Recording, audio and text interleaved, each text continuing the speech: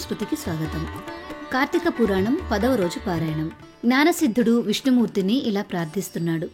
వేదవేత్తల చేత వేదవేద్యునిగాను వేదాంత స్థితునిగాను అద్వితీయునిగాను కీర్తింపబడేవాడా, సూర్యచంద్ర శివ బ్రహ్మాదుల చేత మహారాజాధిరాజుల చేత స్తుతింపబడే రమణీయ పాదపద్మాలు కలవాడా నీకు నమస్కారము. పంచభూతాలు సృష్టి సంభూతాలైన సమస్త చరాచరాలు కూడా నీ విభూతులే అయి ఉన్నాయి.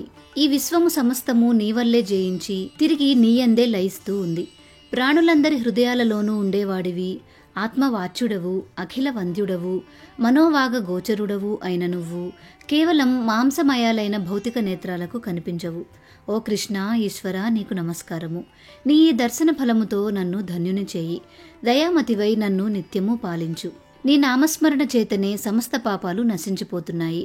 ఓ వాసుదేవ, నీకు నమస్కారము, నన్ను రక్షించు అని ఈ విధంగా తెరపిలేని పారవస్యంతో తనను స్తుతిస్తున్న జ్ఞానసిద్ధుణ్ణి చిరునవ్వుతో చూస్తూ, జ్ఞానసిద్ధ, నీ స్తోత్రానికి నేను సంతోషభరితుడనయ్యాను. ఏం వరం కావాలో కోరుకో అన్నాడు విష్ణుమూర్తి. హే జగన్నాథ, నీకు నాయందు అనుగ్రహమే ఉన్నట్లయితే నాకు సాలోక్యాన్ని ప్రసాదించు అని కోరాడు జ్ఞానసిద్ధుడు. తథాస్తు అని దీవించి గరుడ వాహనుడైన శ్రీహరి ఇలా చెప్పసాగాడు.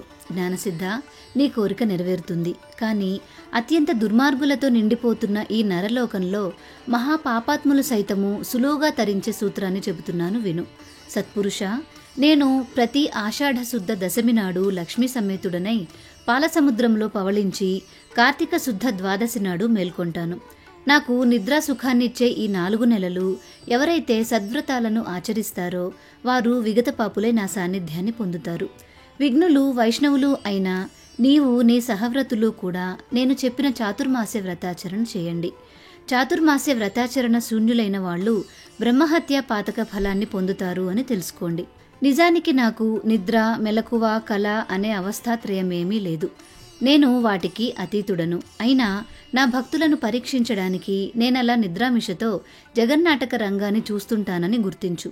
చాతుర్మాస్యాన్నే కాకుండా నీవు నాపై చేసిన స్తోత్రాన్ని త్రికాలములందు పఠించేవాళ్లు కూడా తరిస్తారు.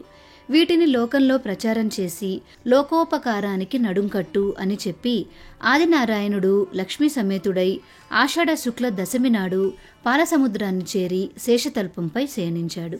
అంగీరసుడు ఇలా చెప్తున్నాడు. ఓయి, నీవడిగిన చాతుర్మాస్య వ్రత మహిమ ఇది. దురాత్ములైన పాపులైనా సరే హరిపరాయణులై ఈ చాతుర్మాస్య వ్రతాచరణ చేసే బ్రాహ్మణ, వైశ్య, క్షత్రియ, శూద్ర, స్త్రీ జాతుల వారందరూ కూడా తరించి తీరుతారు. ఈ వ్రతాన్ని చేయని వాళ్ళు గోత్రహత్యా ఫలాన్ని, కోటి జన్మలు సురాపానము చేసిన పాపాన్ని పొందుతారు. శ్రద్ధాభక్తులతో ఆచరించేవాళ్లు 100 యజ్ఞాలు చేసిన ఫలాన్ని, అంత్యంలో విష్ణులోకాన్ని పొందుతారు. జనకుని కోరికపై వశిష్ఠుడు ఇంకా ఇలా చెప్పసాగాడు. ఓ మిథిలాధీశ్వర, ఈ కార్తీక మహాత్మ్యమును గురించి అత్రి, అగస్త్య మునుల నడుమ జరిగిన సంవాదమును తప్పనిసరిగా తెలుసుకోవాలి. ఒకనాడు అత్రి మహాముని అగస్త్యుని చూసి, కుంభసంభవ, లోకత్రయోపకారము కోసం కార్తీక మహాత్మ్య బౌద్ధకమైన ఒకానొక హరిగాథను వినిపిస్తాను విను. వేదముతో సమానమైన శాస్త్రము గాని, ఆరోగ్యానికి ఈడైన ఆనందము కాని, హరికి సాటి అయిన దైవము కాని, కార్తీకముతో సమానమైన నెల కాని లేవు. కార్తీక స్నాన దీపదానాలు, విష్ణు అర్చనల వలన సమస్త వాంఛలు సమకూరుతాయి. ముఖ్యంగా కలియుగ ప్రాణులు కేవలం విష్ణుభక్తి వలన మాత్రమే విజయ, వివేక, విజ్ఞాన, యశోధన, ప్రతిష్టాన సంపత్తులను పొందగలుగుతున్నారు. ఇందుకు సాక్షిభూతంగా పురంజయుని ఇతిహాసాన్ని చెప్తాను విను. త్రేతాయుగంలో సూర్యవంశ క్షత్రియుడైన పురంజయుడు అనేవాడు అయోధ్యను పరిపాలించేవాడు. సర్వశాస్త్రవిదుడు, ధర్మజ్ఞుడు అయిన రాజు అత్యధికమైన ఐశ్వర్యం కలగడంతో అహంకరించిన వాడై బ్రాహ్మణ ద్వేషి, దేవ బ్రాహ్మణ భూహర్త, సత్య శౌచ విహీనుడు, దుష్ట పరాక్రమయుక్తుడు, దుర్మార్గవర్తనుడు అయి ప్రవర్తింపసాగాడు. తద్వారా అతని ధర్మబలం నశించడంతో సామంతులైన కాంభోజ, కురుజాదులు అనేక మంది ఏకమై చతురంగ బలాలతో వచ్చి అయోధ్యను చుట్టి ముట్టడించారు.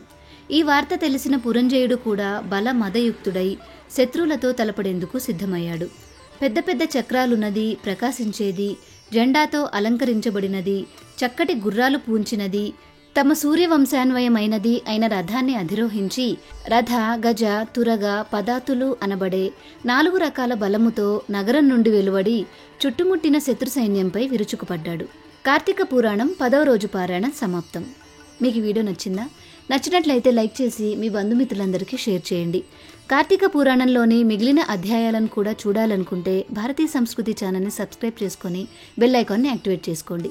తిరిగి రేపటి రోజు పారాయణంలో మళ్ళీ కలుసుకుందాం. నమస్కారం.